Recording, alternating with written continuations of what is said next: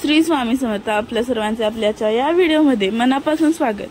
आम्ही आमच्या चॅनलवर आज तुमच्यासाठी गुरुकृपेचा वृक्ष या विषयावर काही माहिती घेऊन आलो आहोत. परंतु ती माहिती सुरू करण्या अगोदर तुम्ही जर आपल्या चॅनलवर नवीन असाल तर चॅनलला सबस्क्राइब करायला विसरू नका. आम्ही आमच्या चॅनलवर तुमच्यासाठी अशाच नवनवीन प्रकारच्या माहिती घेऊन येत असतो. चला तर मग सुरू करूया. गुरुकृपेसाठी आणि सकल इच्छापूर्तींसाठी गुरुवारपासून सुरू करा औदुंबर पूजेचं व्रत.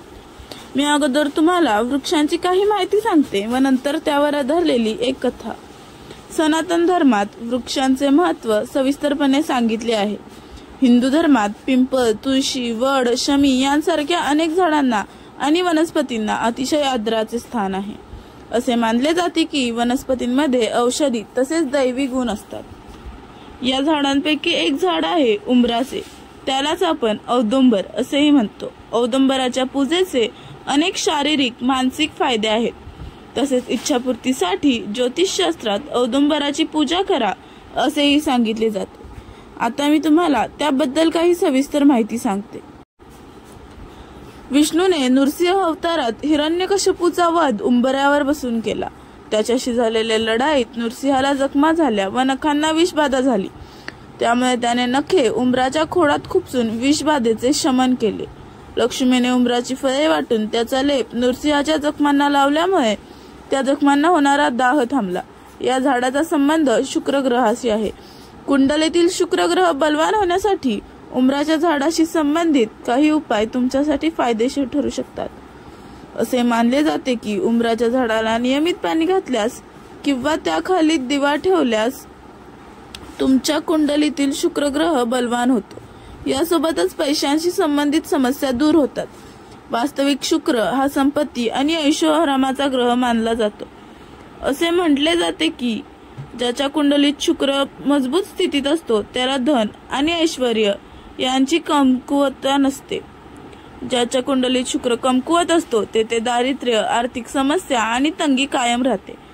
चला तर मग आज जाणून घेऊया उंबराच्या झाडाशी संबंधित काही फायदेशीर उपाय जे तुम्हाला श्रीमंत बनवण्यासोबतच तुमच्या समस्याही दूर करतील. शुक्र ग्रहाचे पाठबळ मिळण्यासाठी उंबराच्या झाडाच्या सुकलेल्या काड्या होम हवनात समिधा म्हणून अर्पण करतात. ओम शम शुक्राय नमः या मंत्राचा जप करत उंबराच्या काठ्या वापरून यज्ञ केला असतो. कुंडलीतील शुक्र ग्रह बलवान होण्यास मदत होते. दत्तकृपेसाठी या झाडाची पूजा केली जाते. समृद्धीसाठी उपाय. शक्य असल्यास रोज नाही तर दर गुरुवारी औदुंबराला पाणी घालावे. 11 प्रदक्षिणा घालाव्यात. या झाडाखाली बसून अवधूत चिंतन श्री गुरुदेव दत्त या मंत्राचा जप करावा. घरात सुखशांती राहते. ज्योतिषशास्त्रानुसार प्रेमविवाहात अडथळे येत असतील किंवा जमीन संपत्तीशी संबंधित समस्यांपासून मुक्ती मिळवायची असेल तर त्यासाठी मार्गशीर्ष तथा कोणत्याही महिन्याच्या शुक्ल पक्षाच्या शुक्रवारी उंबराच्या झाडाला पाणी घाला आणि तिथली थोडीशी माती आणून आपल्या घरातल्या कुंडीत टाका. मानसिक स्वास्थ्यासाठी रोज सकाळी अर्धा तास औदुंबराच्या पारावर चिंतन नामस्मरण करा. महिन्याभरात तुम्हाला मनस्वास्थ्यात सुधारत असल्याचे लक्षात येईल. मात्र त्यात सातत्य महत्वाचे आहे. उंबराच्या झाडाच्या सहवासात प्राणवायू मिळतो.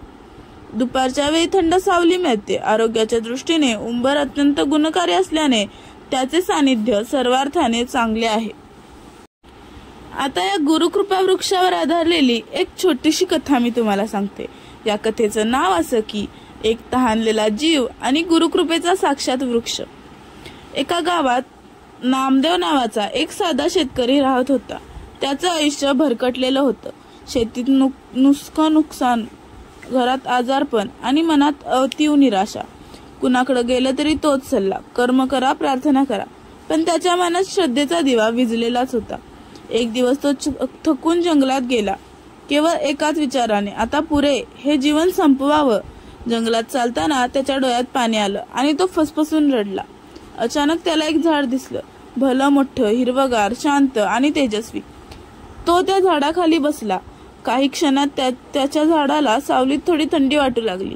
मन शांत होऊ लागलं. त्या झाडाच्या खोडावर कोणीतरी कोरून लिहिलं होतं, गुरुकृपा वृक्ष. येथे जे रडतात त्यांचं आयुष्य असतं, जे मागतात त्यांना मिळतं, पण खरं शरण येणं हवं. नामदेवाच्या हृदयात काहीतरी हल्लं. त्याने डोळे मिटले. तो रडतच म्हणाला, माझं आयुष्य तुझ्याकडे देतो रे गुरुदेव, आता तूच काहीतरी कर. त्या क्षणी त्याला जाणवलं, एक हात त्याच्या डोक्यावरून फिरतोय. डोळे उघडले. समोर श्वेत अवतारातील तेजस्वी नेत्र असलेले एक महामानव उभे होते. ते म्हणजे श्री स्वामी समर्थ. स्वामींनी फक्त एवढंच म्हणलं, घरी जा, आता सगळं सुरळीत होईल. तो घरी परतला.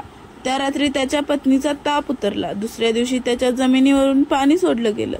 गावात नवा प्रकल्प मंजूर झाला होता. एका आठवड्याने त्याच्या कर्जदाराने आपोआप कर्ज माफ केल्याचं कळवलं.